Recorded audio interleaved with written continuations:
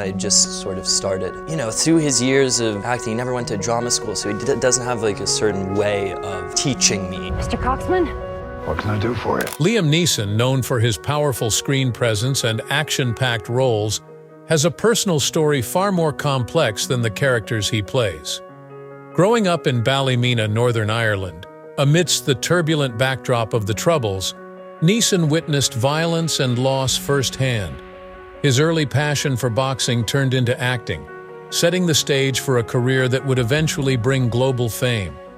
But behind the camera, life was not as glamorous. Tragedy struck in 2009 when he lost his wife, Natashas Richardson, in a devastating accident, leaving him to raise their sons, Michael and Daniel, alone. Years later, his eldest son shared a heartbreaking truth about the struggles Neeson faced privately. What revelation could be so profound? To understand, we first need to explore details from Neeson's secret life. Liam Neeson's early life was filled with experiences that shaped the man he would become, both as an actor and a person. Born on June 7, 1952, in Ballymena, County Antrim, Neeson was the son of Bernard Barney Neeson, a primary school caretaker, and Catherine Kitty Neeson, a cook. His mother came from Waterford, in the south of Ireland, bringing a touch of her roots to their family in Northern Ireland. Neeson was named after a local priest, which suited the religious environment he grew up in, surrounded by strong Catholic values. He had 3 sisters, Elizabeth, Bernadette, and Rosaline, making their household lively and full. Life in Ballymena wasn't simple, though. It was a predominantly Protestant town, and as a Catholic, Neeson often felt cautious. He once described feeling like a second-class citizen, but also said he didn't face direct discrimination at his technical college. This mix of experiences made him aware of the complexities of identity and belonging. Neeson reflected later that his upbringing wasn't full of Irish stereotypes. There was no wild drinking or singing of rebel songs. Instead, he said it was much grayer and less dramatic than people might expect. School was where Neeson's love for acting began. He attended St. Patrick's College in Ballymena from 1963 to 1967, where he took part in school plays and developed a passion for drama. Around this time, another interest also took hold of him: boxing. At just 9 years old, he started lessons at the All Saints Youth Club, led by his parish priest. Neeson wasn't just playing around, he was good. He won regional titles and became Northern Ireland's junior champion 3 times. His hero was Muhammad Ali, and for a while, Neeson dreamed of following in his footsteps. Boxing wasn't all glory, though. Neeson's career in the ring came to an abrupt end at age 17 after a concussion. He remembered a fight where he felt completely disoriented afterward. His trainer told him to go downstairs and change, but Neeson couldn't even understand what downstairs meant. The foggy, confused feeling lasted for a few minutes, and it was a turning point. He thought to himself, "I've got to get out of this. It's not comfortable anymore." While it was hard to give up something he had worked so hard on, Neeson realized that if he couldn't fully commit to the training, it was dangerous to continue. So he stepped away from boxing and focused more on acting. Neeson's time growing up in Northern Ireland came with its own set of challenges beyond the boxing ring. He lived through the Troubles, a period of violent conflict between Catholics and Protestants in the region. This time saw bombings, killings, and the tragic events of Bloody Sunday in 1972, when British troops killed 13 protesters in Derry. The tension in the air was something you couldn't ignore. Neeson admitted in an interview that, during those years, he lost acquaintances to the conflict. Some of the people he knew had been involved in the hunger strikes of 1981, where 10 men died protesting British policies. Though Neeson didn't go into detail about who they were, it's believed they may have been Francis Hughes and Thomas McElwee, who came from a town close to Ballymena. Despite being surrounded by turmoil, Neeson stayed focused on his love for acting. He joined school productions and found that performing was a way to escape the world around him. But the inspiration to become an actor didn't come only from plays or movie stars. It came from a surprising place: Ian Paisley, the fiery founder of the Democratic Unionist Party. Neeson recalled sneaking into Paisley's church and watching him preach. Paisley's powerful voice and passionate delivery fascinated Neeson.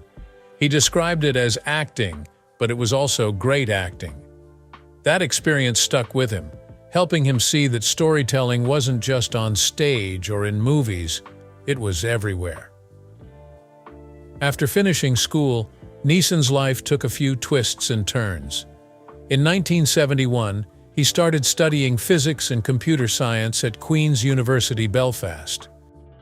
But academia didn't hold his interest for long. Instead, he left to work at the Guinness Brewery, doing manual labor that was far from glamorous. Even during those days, he kept his love for acting alive. At Queen's, he also found out he was talented at football.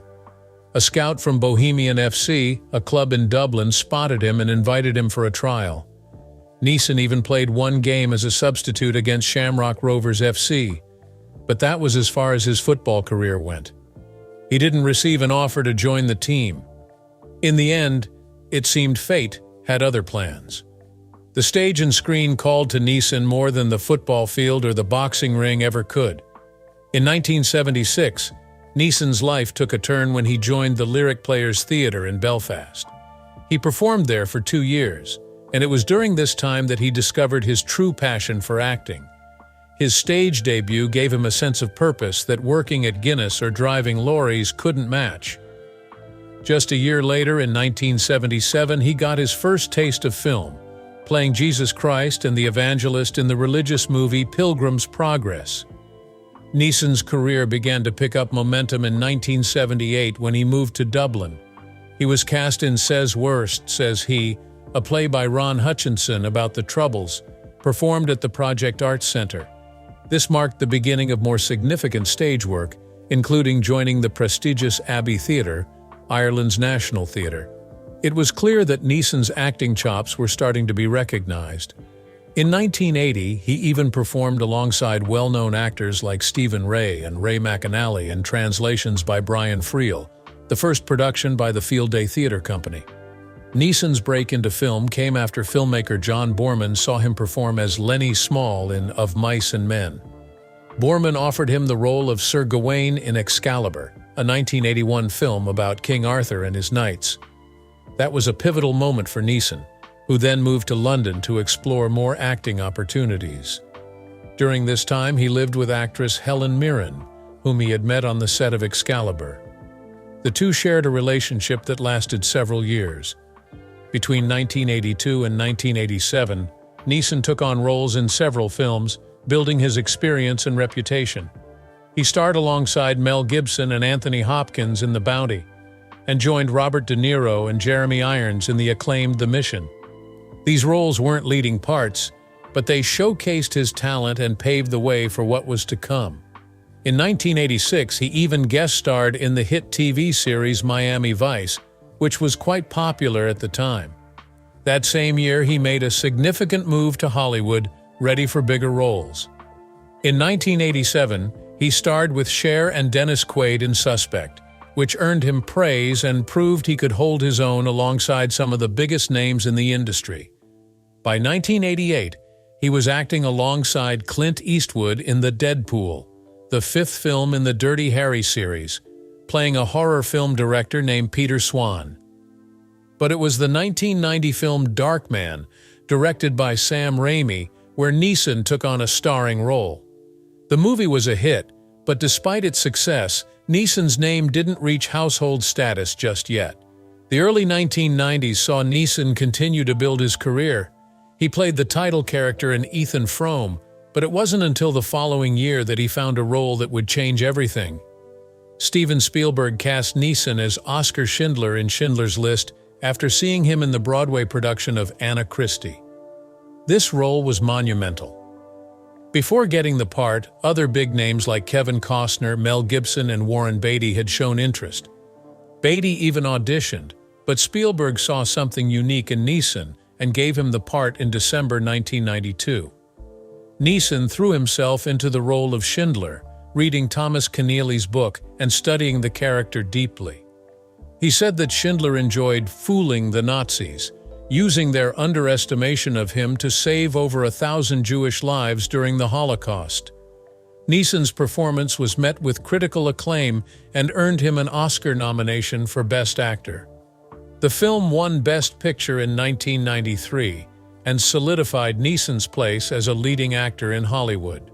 He also received BAFTA and Golden Globe nominations for his portrayal of Schindler, making him one of the most sought-after actors of the time. That same year, Neeson's personal life took a new turn as well. He met Natasha Richardson, an English actress, while performing in Anna Christie on Broadway. Richardson, who was 29 at the time and married to producer Robert Fox, was in the process of getting a divorce. Neeson's reputation as a ladies' man didn't faze her. She once said, "I'm pleased that women fall in love with him because I know why." Their chemistry on stage blossomed into a real-life romance that would become a significant part of Neeson's life. Natasha Richardson fell deeply in love with Liam Neeson, even though he had long considered himself a confirmed bachelor.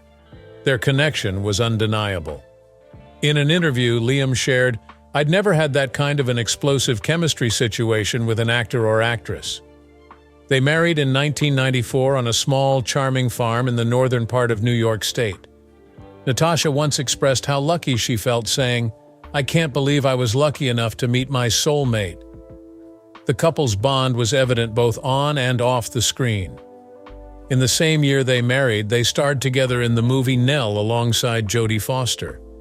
Their lives were soon filled with the joys of family. In 1995, they welcomed their first son, Michael, and the following year their second son, Daniel, was born. The couple was known for being deeply in love, serving as a model relationship in the entertainment world. Friends and fans saw them as an example of how true love could thrive despite fame and busy schedules. Their life together seemed perfect until March 2009, when everything changed. While skiing on a beginner's trail in Quebec, Canada, Natasha had a minor accident. She wasn't wearing a helmet and hit her head when she fell. At first it seemed harmless. She even turned down help from first responders and called Liam to reassure him. But a few hours later, things took a drastic turn. Natasha started to feel unwell, lost consciousness, and slipped into a coma. Liam was in Toronto filming the movie Chloe when he got the news. He immediately flew to Montreal to be by her side. By the time he arrived at the hospital, the doctors had devastating news. Natasha had suffered a severe brain injury, specifically an epidural hematoma, where blood accumulates between the skull and the outer membrane of the brain. The doctors told Liam that her brain was already dead and that she was on life support. Facing this heartbreaking moment, Liam remembered a pact he and Natasha had made years before. They agreed that if either of them ever ended up in a vegetative state, the other would make the difficult choice to end life support. Standing by her bedside, Liam spoke to his wife, even though he knew she couldn't respond. He said softly, "Sweetie, you're not coming back from this. I don't know if you can hear me, but this is what's happened." With heavy hearts, Liam and Natasha's family made the decision to let her go peacefully. Natasha's death was a tragedy that left a deep impact not just on Liam, but on everyone who knew her. Even in her passing, Natasha continued to touch lives. She donated 3 of her organs, her heart, kidneys, and liver, saving the lives of 3 people. After her death, Liam faced overwhelming grief while still raising their sons, who were only 12 and 13 at the time. He chose to throw himself into work as a way to cope, appearing in nearly 50 films since 2009. The routine of acting and staying busy helped him avoid sinking into despair.